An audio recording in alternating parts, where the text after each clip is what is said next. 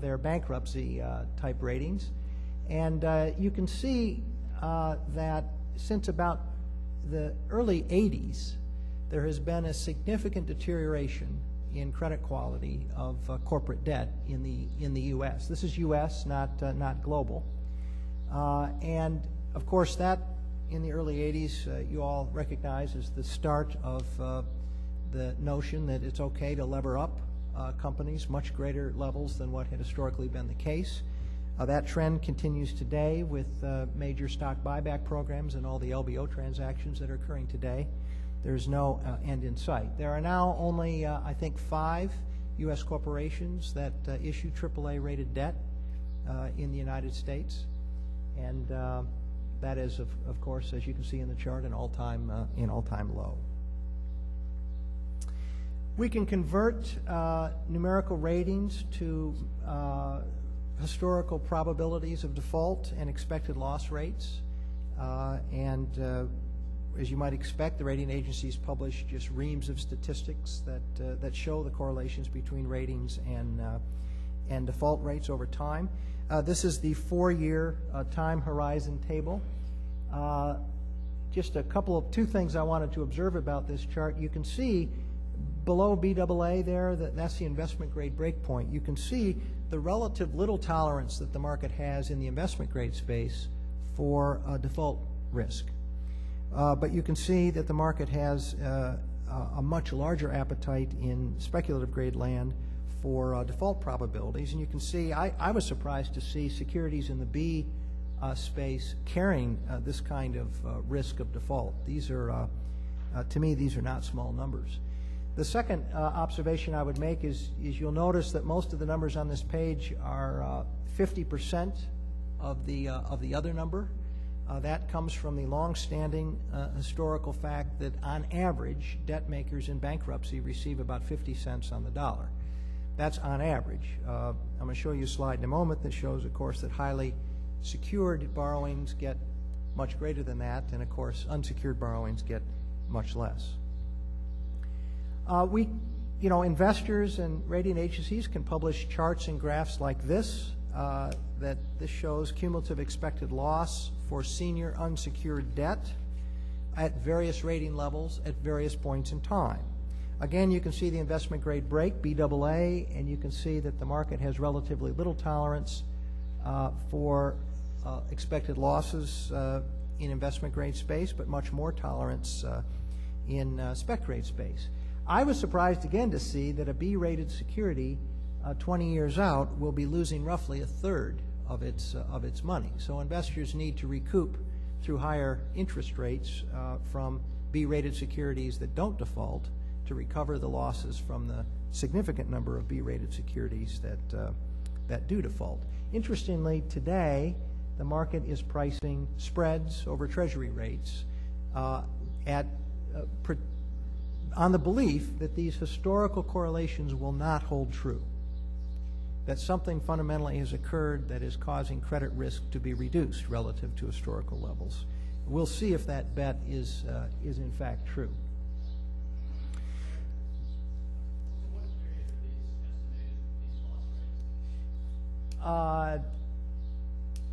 You mean what period of history? I think this is probably a 10-year look back.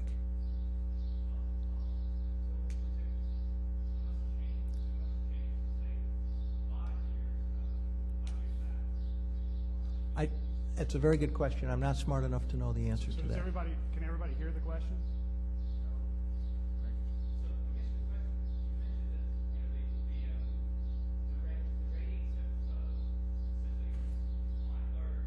Right, the average rating has gone down now.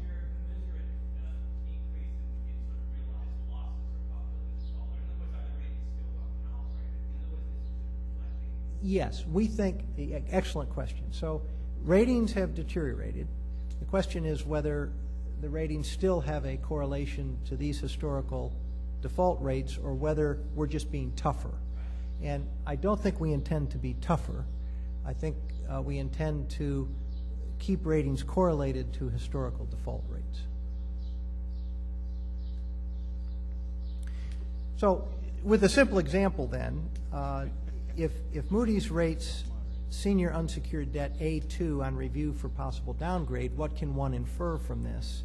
And this is what I think, based on some historical correlations, one can infer from such a rating.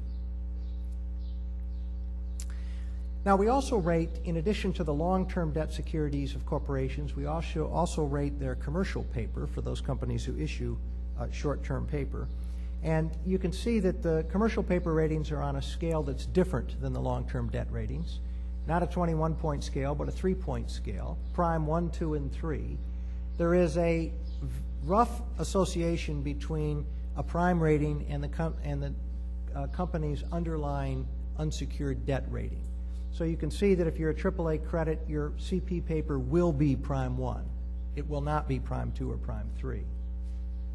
The market has absolutely zero tolerance for defaults on commercial paper, zero tolerance. If you're an analyst at Moody's and you really want to work hard to be fired, what you do is you preside over a commercial paper default.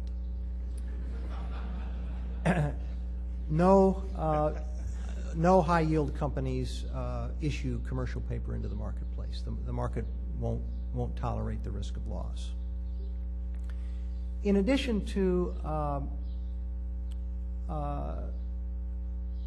investment-grade company ratings, we of course rate speculative grade ratings. And here is where it gets, frankly, for my money, more interesting. It's more interesting because this is where the big losses are. And what we issue on a spec grade credit are 3 ratings. And a company who hires us to give a rating has no choice. They're going to get all 3 whether they only want 1 or not.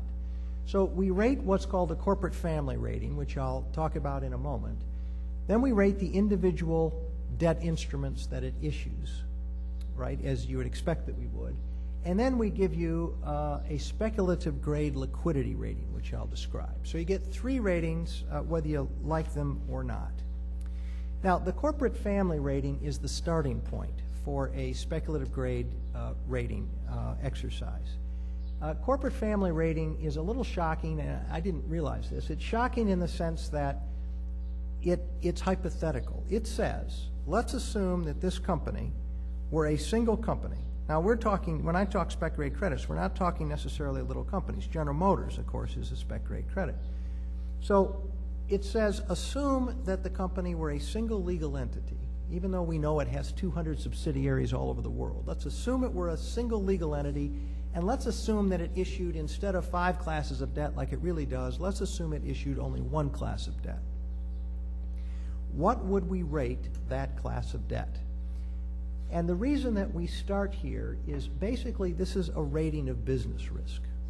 It's a rating of business risk. And then what we're going to do with that is we are going to allocate that rating across the debt securities. And I'll show you in just a second. So after coming up with a corporate family rating, and when we get into the example, I'll walk you through how that's done. But now it's time to allocate that to the individual debt instrument. So for example, if I had a company that we concluded was a B1 corporate family rating, so its business risk is B1, it has 2 classes of securities, senior secured and subordinated. It's now, we got to allocate that B1 to these 2 securities. And as mentioned earlier, on average, we know that if a company goes in the can, that's a technical concept, in the can, that on average, debt holders will get 50 cents on the dollar. But not all debt holders are alike. Bank debt is the most secure, so history has shown. So if you're a banker, you can expect to get roughly 70 cents on the dollar. That's much higher than I thought coming in to Moody's. Conversely, on the other end of the spectrum, if you're a preferred stockholder, right, write it off, because this thing is basically worthless. So the challenge in allocating a B1 corporate family rating to the 2 types of debt securities is to understand what happens in bankruptcy. And what we have is a loss given default methodology. I put this up on the website for this conference. It's very interesting reading, actually, for those of you who are interested in this kind of thing. But basically what it does is it simulates a bankruptcy. And it says, let's assume that the company did go bankrupt, what would its balance sheet likely look like at the event of bankruptcy? And then we do what's called the waterfall exercise, which is to say, if that were to occur, what would the bankruptcy court award as losses to the various debt instruments? And it's put into it's a mathematical model that we have that does this, and it allocates the B1 risk to the two securities based on a bankruptcy model. And so, not surprisingly in this example, senior secured will be rated above the corporate family rating, and the subordinated debt will be rated below. The market has an interest in, particularly for spec grade credits, dissecting the rating into the two components, probability of default on the one hand and loss given default on the other. So starting about a year ago, we at Moody started giving the market the breakdown of the rating into its pieces. So we assign LGD ratings to spec grade debt instruments, and LGD sends the market signals about if the instrument were to default, what is the amount of loss that would likely occur from that instrument. So for example, back to our case, a BA2 rating would be the risk of loss rating. That's the overall rating. LGD3 tells you the loss given default component of that rating. You can then infer from that what the probability of default is. Here's an example. So let's say that you read in the newspaper that a security is a BA2 LGD3 40% in parens. What does that mean? What's the code mean? Well, first of all, we know that it's a junk grade credit. Secondly, you could look up in a 4-year table and see that investors can expect to lose roughly 3.7% from a portfolio of these securities over a 4-year period. If the security defaults, investors can expect to lose about 40% of the principal and accrued interest. That's what the 40% LGD3 means. And that the probability that the company will default on this security is about 10%. We don't tell the market that, but the market can infer that based on the 3.7% expected loss and the 40% loss given default. Yes?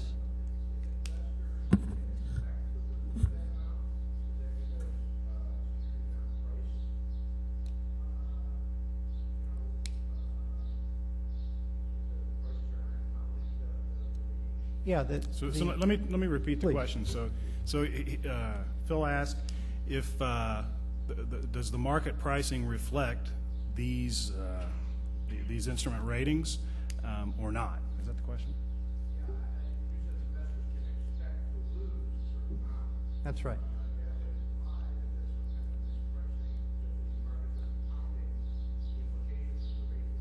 No, if I'm an investor and I can expect to lose 3.7% on a portfolio of B2 rated securities, then I need to make sure I'm recovering enough in interest from the portion of those securities that are not going to default, right, to cover the losses from the securities that will default. So this, I think the market can use ratings and do use ratings in part to help know how much spreads over treasury rates they need in interest in order to recover these losses. Comment I made earlier, though, is that the market takes signals from a whole lot other sources than Moody's credit ratings. So right now, the market is betting, based on spreads over treasuries, the market is betting that that statistic that I just gave you is not going to occur. It's going to be less than 3.7% based on today's prices.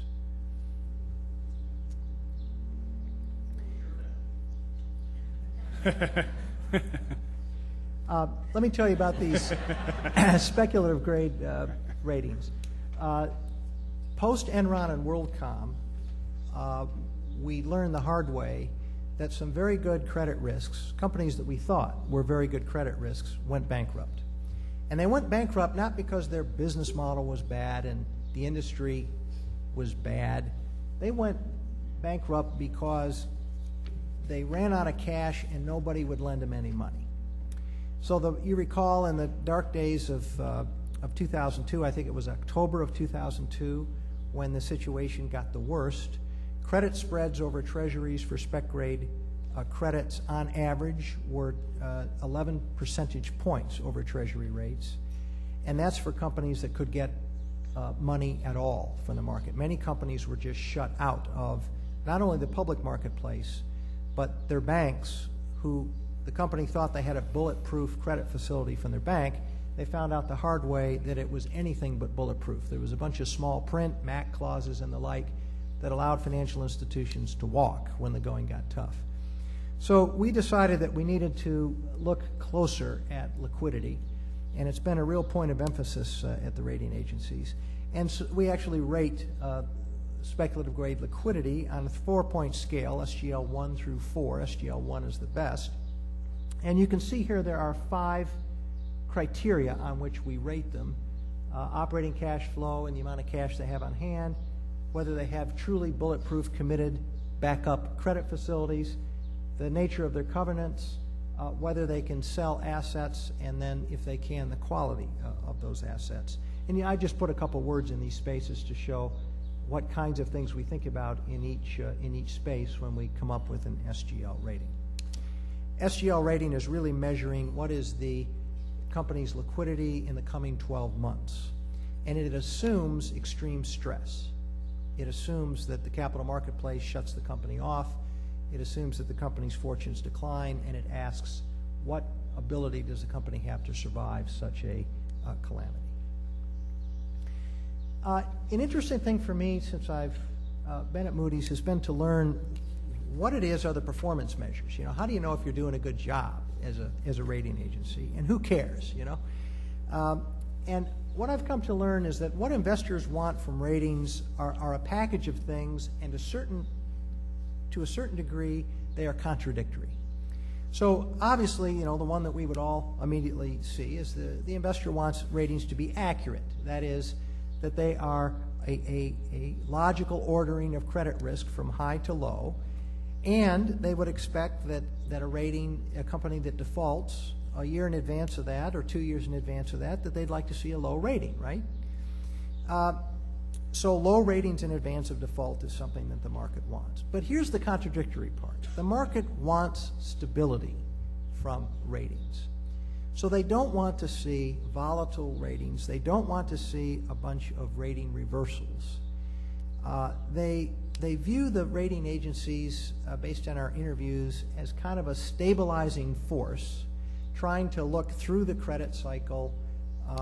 You know, when things are getting better and better, don't upgrade everybody if it's likely a cyclical thing that you see. Similarly, when things are getting worse and worse on the downside of a credit cycle, don't be downgrading everybody. You should be smart enough, rating agencies, to see through this kind of thing. So they value stability. They also don't want us to incorporate market price information into the ratings. Now, I'm going to talk in a few minutes about the market price information that we do give our analysts and convert it all to rating space every day. It's a very interesting process. But the market is scared to death that we would then rate to what signals the market is sending. And the reason they're scared to death is because were we to do that, we would just be piling on to a pro-cyclical relationship. So they don't want us to be pro-cyclical, but rather to say what we think with a long-term perspective. And they also don't want the rating agencies to talk to each other. You know, I come from a public accounting perspective, as Mark mentioned, and, you know, the major firms collaborate on everything all the time, compare notes on technical issues, and help set accounting standards. I mean, these folks were just on speed dial, you know, from the other firms. Moody's and S&P never talk. Never talk. I remember my first week at Moody's, some issue came up, and I was trying to be helpful, you know, not knowing what I was doing, but why the hell, I'll pitch in and try to help. And so I offered to call S&P and find out. The question was, you know, how does S&P look at something? And I said, oh, I'll call them up. I know somebody over there, and then find out. And oh my God, you'd think, I mean, there's just, you're going to do what? No, you're not. And the reason the market doesn't want the rating agencies to talk is they don't want common rating methodologies. They want an independent perspective from each of the agencies, a separate voice on these matters. They're afraid if we collaborate and talk and come up with standard methodologies, that independence gets eroded. So we have key performance measures, as you might imagine. Here they are. first of all, you want to see investment grade defaults be minimum, right? Remember, the first way to get fired is have a commercial paper default. The second way to get fired as a Moody's analyst is preside over a large investment grade company default. That means within 1 year of being rated investment grade, the company defaults. That's bad. We have an accuracy measure. For example, a 90% accuracy measure means that the average defaulter has a rating that's lower than 90% of all issuers. So in a perfect world, 100% accuracy would mean that all the defaulters had C ratings and no other companies but defaulters had C ratings. So that would be a perfect score. Of course, we're a long way from that. I'll show you some statistics on that in just a second. But we also have a stability measure.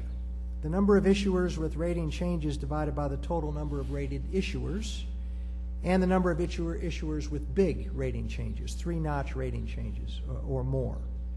And of course, the market doesn't want, and we don't want, rating reversals, so we measure the number of rating reversals. And of course, there's a tension that happens here. You know, I can get you more accuracy, but at the price of stability. And I can get you more stability, but rating accuracy goes to hell.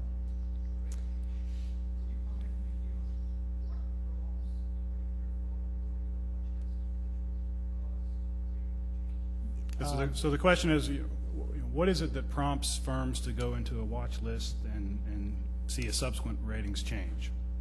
What prompts a watch list is any number of economic events that are either positive or negative.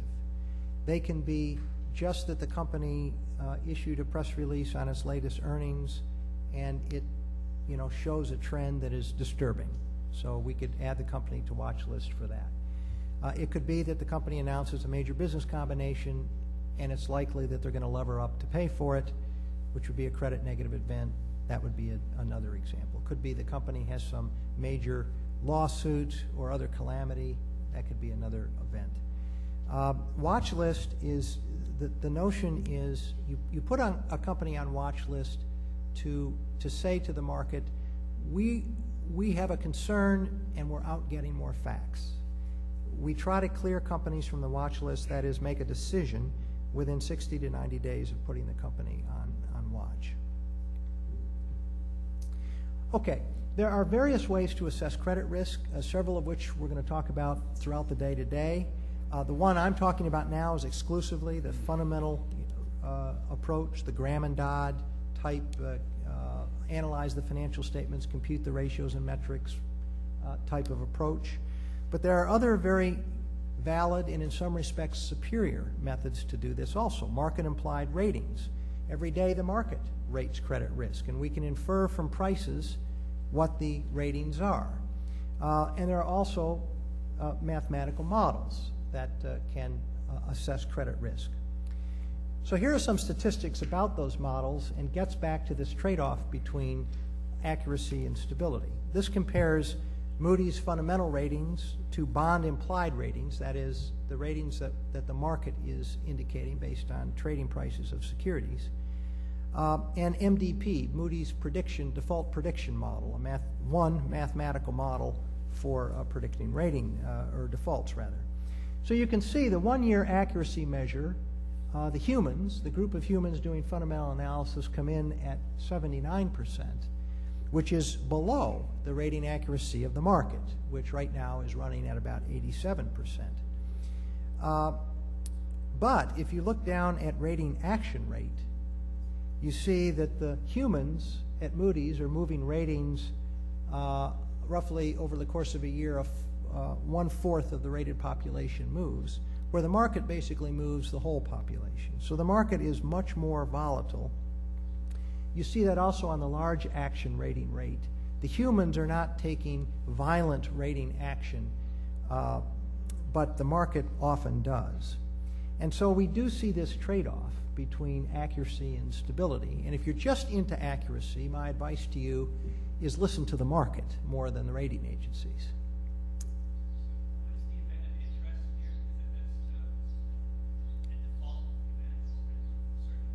Yes. So the question was, what's the event of interest we're talking about here? Is it default at a certain horizon? Right, it's default over a certain horizon. Sir? The default definition that you're using, is that definition very broad in terms of some aspect of the entire arrangement, there's a default in a debt covenant, for example, or is it the failure to make payments which results in liquidation of the enterprise? It's the latter. It's the failure to honor the contract, or the likely failure to honor the contract. So, if, for example, a company that goes into bankruptcy may not yet have failed to honor certain debt covenants because, or not covenants, but debt agreements, because the interest payment isn't yet due. But it's certain that they will fail to honor it. That's why they went into bankruptcy. So that would be labeled a default. We don't wait until the interest payment is actually missed in that case. But it's not what are called technical violations, which is a covenant trip. That would not trigger a default. Is the loss given default incorporated into these numbers, or just the fact of default? This is just looking at default. It is not considering loss given default. Do you know what it would look like if you considered loss given default? I'm not smart enough to know that. I don't know. I can check our quant group to see if we have statistics on that. Stability, is it linked to long-term accuracy? Is that what you're trying to get at when you say that, stability is important for your rating? Because I see your long-term accuracy is not caught up to the market. And so is that what you're trying to do? Yes. So I think the question is, is there a preference? I mean, as far as the horizons, is there a preference to get the long-term accuracy better, given your constraint of stability on the ratings? Yes, I think that's a way to look at what we're trying to do. Okay, so that's the foundational knowledge I wanted to outline. Now let me explain how we actually use financial reporting in the rating process. Sir? Get back to a clarification with respect to the previous question. So, I had a different take on the same set of statistics, because even in 5 years, you haven't caught up in accuracy to what the market is telling you. So, what is the purpose of stability if the 5-year accuracy rate is not as accurate as the bond implied accuracy? Well, I think, very good question. What is So the the purpose question- of stability? Thank you. What is the purpose of stability if we never catch up in rating accuracy? And the answer is, if all you were interested in is accuracy, you don't need a building full of humans doing fundamental analysis. Just listen to the market. I think guilty as charged. But in the real world, when rating agencies take rating actions, it has more implications than only accuracy. Companies have to, under the law, sell securities oftentimes when rating agencies take rating actions. So there are real-world consequences that occur when ratings change that go beyond only accuracy. And the market is telling us those real-world consequences drive the market to tell us we want stability to be as highly valued by you guys as rating accuracy. I understand that, but I think the purpose of having stability is you don't want a short-term thing, you want a long-term view, because it's the cyclicality point you raised. But, so, I mean, at some horizon, you would expect the stability to also result in greater accuracy, because you're not picking up something which is purely instantaneous, right? So the comment was, I reject your explanation. That's what I heard too. I understand your point. I understand your point. Isn't it important to realize that the market has access to Moody's ratings, and the market may not be as accurate if there weren't agencies like Moody's and Standard & Poor's? Certainly, there is that argument. Who knows how the market? Who knows exactly how the market sets prices? There's no doubt a huge number of factors influencing market prices, one of which we'd like to think is being informed by ratings, but there's a whole variety of factors. So I have a question. So what is your benchmark for performance? Do you benchmark yourself against the market or against the other rating agencies' performance? How do you determine that you guys are doing a good job? We benchmark ourselves using this portfolio of scores, and we benchmark ourselves against the other rating agency and against ourselves. In other words, we want to see improvement in these metrics over time within Moody's. Phil? It seems like there's a pressure because of stability or not wanting reversals, but there's a pressure to underreact to information. And from this side, it seems like the market understands that and adjusts to it. Yeah, the observation is there, given the performance measures that you interpreted we have for ourselves and that the market has given us, that you would think that we would have a bias to underreact, or certainly to react more slowly. Whereas the market is, of course, reacting as soon as it perceives change, and reacting perhaps in a more violent way. And in effect, the market is taking into account the fact that the rating agencies have this bias of being slow, deliberate, careful in what's being done. I think that, based on my experience, I think that's largely correct. That's correct. Do you think that this underreaction is more extreme for downgrades than for upgrades? So the question is there an asymmetric underreaction that Moody's employs where you're more likely to underreact on the downside rather than an upgrade? Yeah, that's a good question. I haven't. I think in times of financial stress, I think there is more concern in the rating agency to get downgrades right than there is to hustle to get upgrades right. I think that's a bias that I've perceived. I think. Now we do track statistics that show the level of upgrades versus downgrades to try to make sure that that bias is not out of control. We also do what we call portfolio reviews, which is to look at ratings within industries for all companies globally.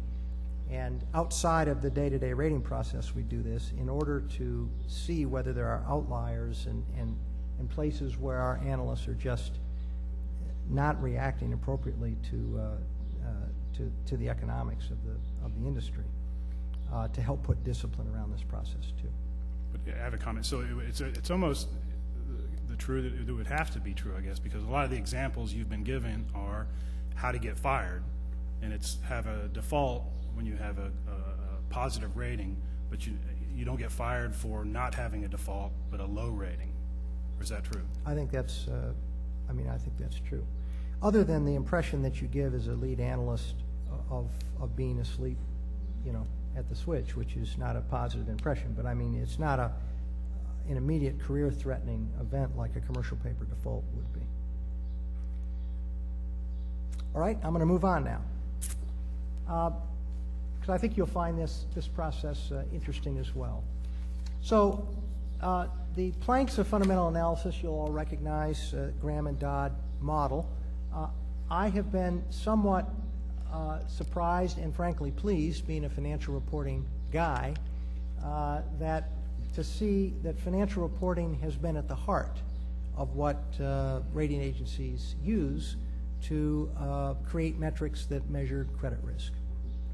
Part of it, financial reporting fully informs 5 of the planks. Some of it better at informing severity of loss. Others better at informing probability of default, but financial reporting is very much at the center.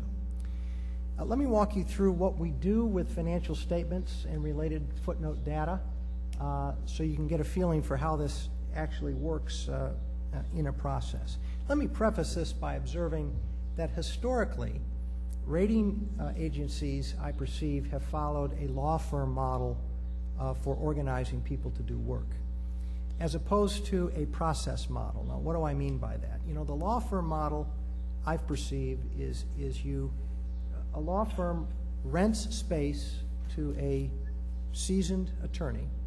The attorney comes in and they're charged with building a book of business and enhancing the firm's reputation in an area as that attorney deems best. So the attorney goes about their job day to day using their own good judgment based on their experiences, of how to be a great attorney. And that people, if they are successful in growing their area of practice, they have understudies called associates, right? And those associates grow up under that law firm partner and probably learn the trade from them, very much of a guild type culture.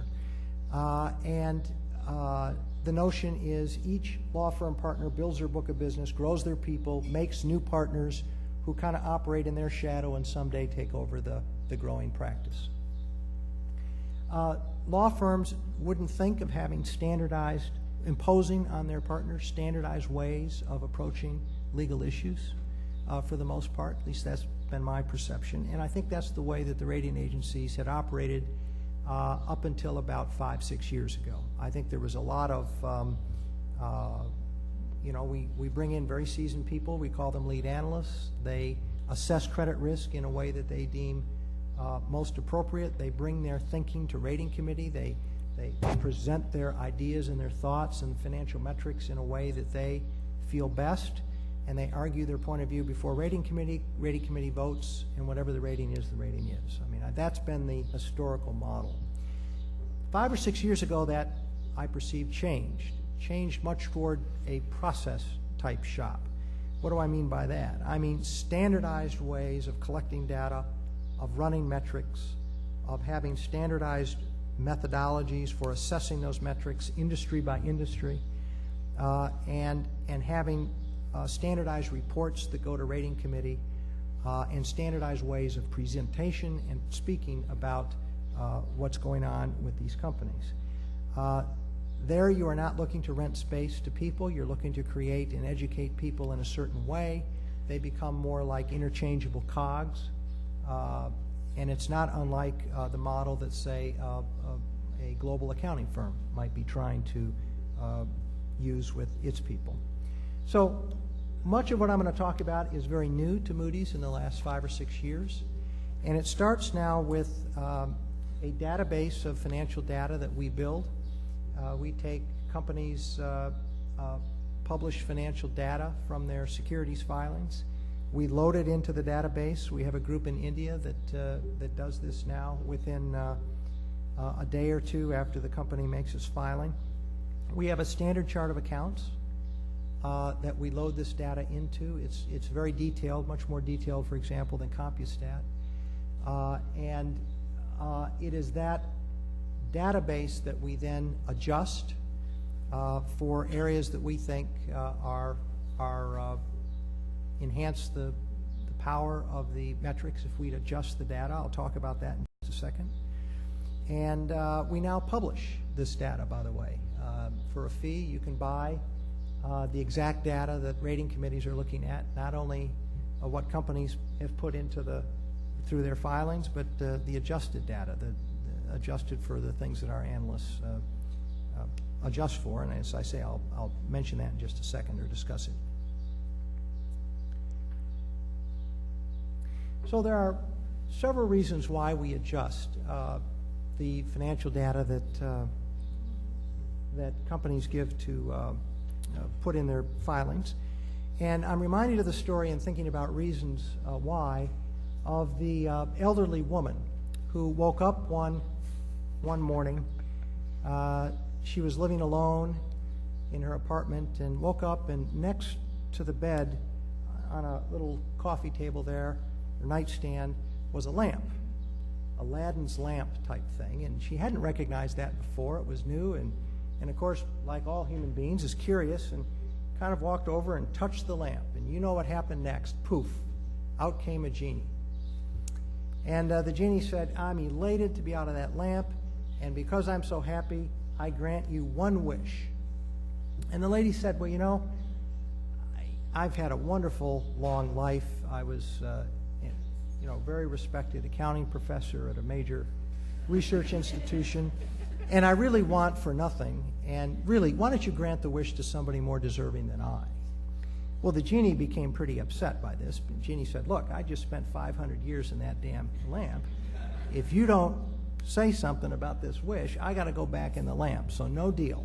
So come on, you gotta want something." And she said, "Well, I guess if I had life to live over again, I I never had time because of my job and the pressure of being a great academic. I never had time to have a husband and have a family. And I think I'd really choose to do that. And Jeannie said, okay, I can work with this. You know, who would you marry?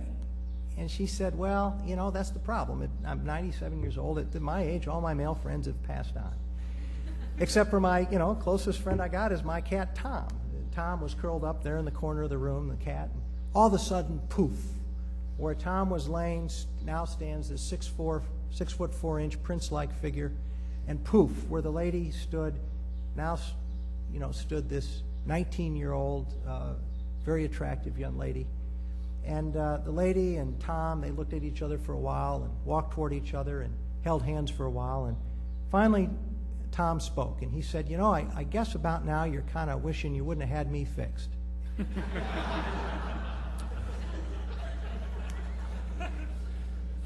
So in many respects, this is what we're trying to do with financial reporting. We're trying to fix it for areas that we think are broken. It's hard to weave that joke into this storyline. Okay, so why are we adjusting financial data? First thing is we're trying to apply accounting principles that we think, you know, are better. So sometimes we think GAAP is crap. Talk about that in a second. Secondly, we're trying to identify and segregate effects of the unusual Halley's Comet type events that affect companies. We're not trying to pull them out of the financial statements. What we do is we take them and we put them elsewhere in the financial statements where they won't be noise in front of our analytical face. We try to, from time to time, improve comparability by aligning accounting principles. This is rare, but we try to do it from time to time. And then where we think management has not hit the reporting golf ball down the middle of the fairway, that they've skewed it one way or the other, we try to correct for what we think to be less rose-colored assumptions. So these are the standard adjustments that we make. We view the world now in two accounting regimes, international standards and U.S. GAAP. We have several of the adjustments that are common to both. We have two that are common only to international standards and one that is applicable only to U.S. GAAP. Let me, though, hum a couple bars about these common adjustments, and I promise I'll be brief here. I did, by the way, put into the materials for this conference a document that explains in agonizing detail all of these adjustments, and they even give the worksheets that our analysts fill out as input to create the adjustment. So you can actually see how we do it.